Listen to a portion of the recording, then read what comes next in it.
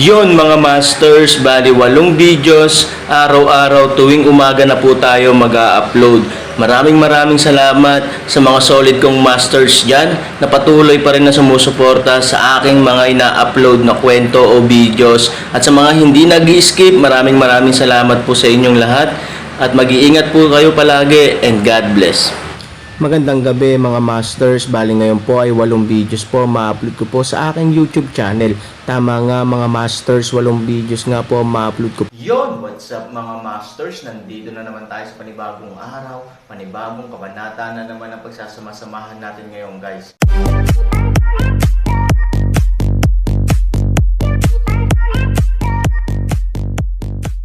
Bali mga masters, kung bago ka pa lang po sa aking YouTube channel, please click the subscribe button, lalong-lalo na po yung notification bell guys, para maging connected pa rin tayo sa isa't isa at maging updated kayo sa mga susunod ko pang video. Bali mga masters, bago natin umpisahan ng kwento ay mag-shoutout po muna tayo para sa mga solid nating tagapakinig. Shoutout kay Robert Tolentino at shoutout kay Raymond Canonoy. Yun na nga mga masters, no? Bali hindi na ito patagalin. In 3, 2, 1, let's go! Mga master, 8 video na ang mapapakinggan nyo everyday, 4 sa umaga at 4 sa gabi. Salamat mga master. Si Ivory ay tumitingin kay Aaron na may kain na hinala. Sino ito? Hindi nagsalita si Han Sanchen nang nakangiti. Kinuha niya ang chopsticks niya at nagsimulang kumain ng diretso. Hindi niya pinansin ang ingay sa labas. Nais ni Ivory na makipag-usap at paalalahanan si Aaron, ngunit iminungkahi ni Aaron na hindi niya kailangang gawin ito gamit ang kanyang mga mata, magpatuloy lamang sa pagkain. Bagamat hindi niya alam kung anong gamot ang ibinebenta ng Aaron Gord, nag-alinlangan sandali si Ivory at pagkatapos ay kakaibang kinuha ng kalahati ang bowl para kainin. Pagkatapos ng ilang minutong katahimikan sa labas ng bahay, sa wakas ay hindi ko na napigilan. Aaron, hindi ba't hiniling ko sa iyo na lumabas para makipag-chat? Hindi nagsalita si Aaron, kumakain pa rin ng sarili niyang pagkain. Pagkaraan ng ilang sandali, sa wakas ay hindi na makatayo ang bahay. Aaron. Para saan? I'm calling you out. Hindi mo naman ako naririnig diba? Medyo naiinip ang boses sa labas ng kwarto, kahit medyo galit. So ano? Kung yayain mo akong lumabas, lalabas ba ako? Aaron cold voice disdains to smile away. Ikaw, sa labas ng bahay biglang galit, tinatawag kita, hindi ka nang ahas lumabas. Kung gusto mong magsalita, ikaw na mismo ang pumasok. Aaron, walang ingay sa labas, ngunit nakita ni Ivory na pula ang langit sa labas. Halata namang may galit na galit sa labas. Aaron, kainin mo ang akin, buhayin mo ang akin, gamitin mo ang akin. Ngayon ay naglakas loob ka nang kausapin ako sa ganitong tono. Okay, hindi ka lalabas, di ba? Pagkatapos ay tumigil ka na sa pagsasalita. Panipi, nang marinig ito, halatang nag-aalala si Ivory, at gustong i-drag ang Aaron, ngunit ang sabi ni Aaron nang nakangiti, dahan-dahan, huwag magpadala. Dahil dito, hiniling ni Aaron si Ivory na tulungan siya sa pagkain. Tumanggo si Ivory, o piniling bigyan ng kanin si Aaron. Si Lynn ay tumingin ng kakaiba sa Aaron. Pagkatapos kumain ng ilang minuto, matagal na naramdaman ni Ivo at Lynn na umalis na ang mga tao sa labas. Sa pagkakataong ito, muling tumunog ang katok sa pinto. Nakangiti si Aaron, ngunit hindi pinansin ang katok. Aaron, buksan mo ang pinto at papasok ako. Gusto mo bang pumasok? Mamaya, kapag natapos ko na ang pagkain ko, mahinahong sabi ni Aaron. Sa oras na ito, hindi napigilan ni Linlong, 3,000, ang mga tao sa labas, ay hindi maaaring. Ang aklat ng langit, sa tingin mo ba may ibang tao dito bukod sa kanya? Tumawa si Aaron. Linlong forehead micro sweat, kuya, laruin mo ito masyadong malaki, at least dito teritoryo ng iba, nakikipaglaro ka sa mga tao. Hindi masyadong maganda, kung sakaling magalit siya, wala tayong magandang buhay. Panipi, kumpiyansa na ngumiti si Han Sanchen, huwag kang mag-alala, hindi siya maaaring magalit, kahit na mas natatakot siyang magalit ako. Maniwala ka man o hindi, kahit hilingin ko sa kanya na lumuhad at tawagin akong lolo, kailangan niya akong tawagin. Linlong Aleng, Subul Force. Pagkatapos, tumingin si Aaron kay Ivory, na nasa estado ng ganap na kamangmangan sa oras na ito, anak na babae, kunin mo si Nayaner upang mag-impake ng mga bagay, maghahanda tayong bumalik sa mundo. Natigilan si Ivory, bumalik sa mundo ng lahat ng direksyon. Nakahanap ka na ba ng daan palabas?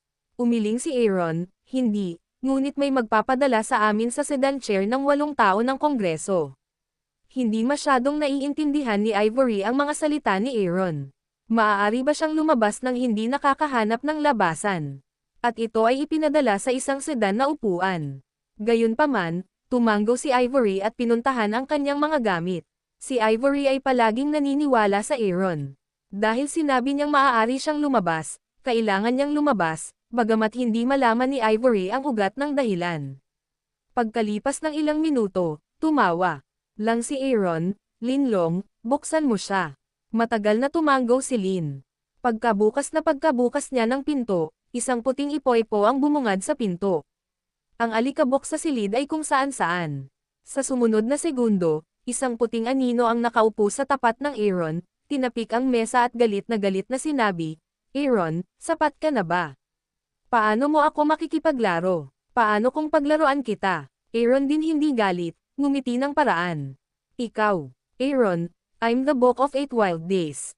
This is my world. You, panipi, so ano? Halimbawa, kung hihilingin kong linisin mo ang mesa para sa akin, maglakas loob ka bang sabihin, hindi?" Han 3,000 biglang isang masamang ngiti, ngunit din sinasadyang hilahin ang ikalawang kalahati ng mga salita. Sa anit ni Linlong ay parang kamatayan. Linisin ang mesa, at sa sumunod na segundo ay pinalakpakan niya ang kanyang mga kamay at sinabing, "Aaron, huwag kang masyadong lumayo. Hiniling mo sa akin na linisin ang basura para sa iyo. Ano ka ba? Maglilinis ka ba o hindi?" Hindi man lang natakot si Aaron sa kanyang galit. Nakangiti pa rin niyang sabi, "Ikaw." Nagalit si White Shadow, ngunit sa sumunod na segundo, bigla siyang yumuko, "Maglinis, natatakot ako sa iyo." Sa kaso ni Linlong at Ivory na natigilan, si Bai Ying ay naglinis ng mesa ng tapat. "Bueno, para sa iyong kapakanan, makikipag-chat ako sa iyo. Gayunpaman, medyo nauuhaw ako at hindi ko masyadong gusto ang malamig at hilaw na pagkain." Kasabay nito, si Han ay 3,000 sa kama sa tabi ng isang kasinungalingan, isang pares ng matandang lalaki na parang naka-cross to legs. White Shadow Leng in situ, walang hangin mula sa hangin, halatang galit na galit, ngunit sa susunod na segundo, siya ay bihasa sa kumukulong tubig upang gumawa ng tsaa. Sa wakas, masunurin na may dalang tsaa, ay dumating sa gilid ng kama ng Aaron. Isang subaw ng tsaa, Aaron Baji bibig, nanginginig ang kanyang ulo, ang taong ito ay hindi ginagamit, ang tsaa ay walang laman. "Aaron, ikaw ay sapat na. Ako, sabihin, ano ang gusto mong pag-usapan sa akin tungkol sa mga salita ni Han Sunny na pinalabas ang galit na puting anino sa isang iglap, na nakikita kong halos 2 taon ka na rito. Sa 2 taon na ito, nakikita ko naman na napakasipag, aktibo at masipag at mas mahal mo ang mag-asawa kaysa kay Jin Jian. Obvious na ako ay walang awa. With the softest breath and the hardest words, I'm afraid it's the true portrayal of him now." Nang marinig ito ni Ivory, agad na nagningning sa tuwa ang kanyang mga mata. Bagamat napakaginhawa ng buhay dito, alam din niyang kailangan niyang lumabas para iligtas si Nayaner. Nang handa nang lumabas si Aaron, nalilito pa rin siya. Now when she heard that White Shadow said so, she was very happy, tapos ayoko na magpasalamat pa. Aaron biglang disdain ng isang ngiti, "Gayunpaman, walang merito na walang sweldo, ang iyong kabaitan na iintindihan ko. Ako Aaron isa sa ay isang tao na sumusunod sa mga patakaran, dahil hindi mahanap ang exit, hindi ako lalabas para sa isang araw." Damn it! Nang marinig ang mga salita ni Aaron, galit na galit si Bai Ying. "Nakakita ako ng walang hiya, wala pa akong nakitang walang hiya. Aaron, sapat ka na ba? Matagal ko nang sinabi na ang paghingi ng tulong ay nangangailangan ng saloobin ng paghingi ng tulong. Halatang humihingi ka ng tulong, ngunit kailangan mo pa ring sabihin na ikaw ay matuwid. Sino ang sapat?" Ang Aaron ay tumingin kay Bai Ying sa isang nakakatawang paraan. Ang galit ng puting anino ay agad na napalitan ng pagkapahiya. Natahimik siya at huminga ng malalim, "Ano bang gusto mo, tapos lalabas ka? Sa tingin ko ang buhay dito ay kahanga-hanga, kaya hindi ko nais na lumabas pansamantala. Tumawa si Aaron. Ikaw. Unless, biglang tumunog si Aaron. Nang marinig ito, biglang dumating ang puting anino sa espiritu, maliban kung ano. Maliban na lamang kung ikaw ay aking alipin mula ngayon, sabi ko isa, hindi mo masasabing dalawa, sabi ko na pumunta sa kanluran, hindi ka maaaring pumunta sa silangan, sa kasong ito, maaari kong isaalang-alang ito. Ang masayang paraan ng Aaron. Nang marinig ito, hindi lamang si Bai Ying ang natigilan, ngunit maging ang parehong grupo ni Linlong at Ivory ay natigilan. Ang mga salita ni Aaron ay hindi nakakagulat, at ang kanyang kondisyon ay hayaan ang 8 ligaw na aklat na maging alipin niya. Aaron, ano ka ba? Tao ka lang na parang nunal na langgam, at karapat-dapat kang maging Panginoon mo. Ako ang kapatid ng mundo White Shadow Lang after, the whole person directly in situ explosion of anger. How marami sa mga nangungunang tunay na Diyos sa mundo ang nahulog sa kanyang libro, sino sa mga taong iyon ang hindi gumagalang kapag nakita nila ang kanilang sarili. Kahit na sa huli, sila ay nagbago ng kanilang malakas na tindig at umiyak na parang isang nunal na langgam sa kanilang harapan, na nagmamakaawa na palayain sila. Gayunpaman, hindi siya naging malambot ang puso, at hindi siya nangako sa kanya ngayon, nagkukusa siya na palayain, na nagbigay na ng maraming mukhasahan ngunit palagi niyang pinipigilan ang kanyang sarili, at mukhang mahilig siyang mag-asikaso. Tiniis niya ang lahat ng ito. Kahit na pumasok siya sa silid upang dalhan siya ng tsaa, buhusan ng tubig at panasan ang mesa. Halos hindi niya napigilan. Si Aaron, isang anak ng isang asong babae, ay hindi lamang magiging walang utang na loob, ngunit maghaharap ng higit pang labis na mga kahilingan. Kapag narinig ni Linlong at Ivory ang pang-aabuso ni Bai Ying, hindi sila nang ahas na gumawa ng tunog. Bagamat sila ay mula sa isang panig, malinaw na nararamdaman nila na ang mga hinihingi ng Aaron ay medyo sobra. Sa oras na ito, Aaron ngiti, sa kasong ito, Linlong, tingnan mo. Linlong nodded, puting anino agad na galit help manggas at pumunta, gas ay hindi mabuksan. Pagkaraan ng matagal na pagsasara ni Lin ng pinto, lumingon siya sa likod at sasabihin, Aaron masyado ka bang lalayo? Ngunit sa kalagitnaan ng pag-uusap, muling tumunog ang pinto. Sa sandaling bumukas ang pinto, lumutang ang puting anino.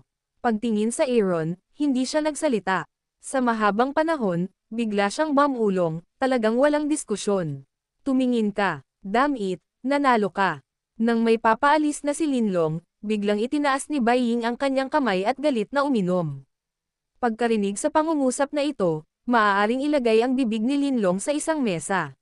Si Ivory ay natigilan din. Halatang gulat na gulat siya.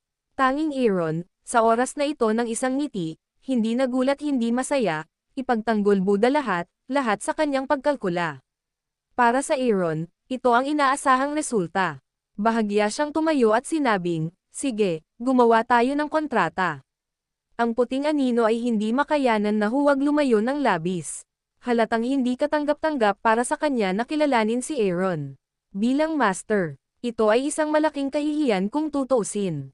Pero wala siyang choice kundi tanggapin ang kontrata ni Aaron. Ang lahat ng alikabok ay naayos, ang puting anino ay nag-aatubili na parang isang lingkod na general, na nakatayo sa tabi ng Aaron, sa oras na ito ni Linlong at Ivory ay naaninag lamang ito mula sa pagkagulat. Aaron, ikaw, how could you? Hindi makapaniwalang tumingin si Ivory kay Aaron, ngunit ang katotohanang nasa harap niya ay dapat hayaan siyang aminin na ang sobra at hindi normal na kahilingan ni Aaron, talagang sumang-ayon si Bawang Tianshu. Oo, Aaron, anong problema? Si Linlong ay sobrang naguguluhan din. Kung hindi niya ito nakita ng sarili niyang mga mata, hindi siya maniniwala. Salamat kay Ying Xia. Kung hindi dahil sa kanya, paano na ngayon? Walang magawang ngumiti si Aaron. Tumingin si Ivory kay Aaron at itinuro ang sarili, ako. May kinalaman ba ito sa akin?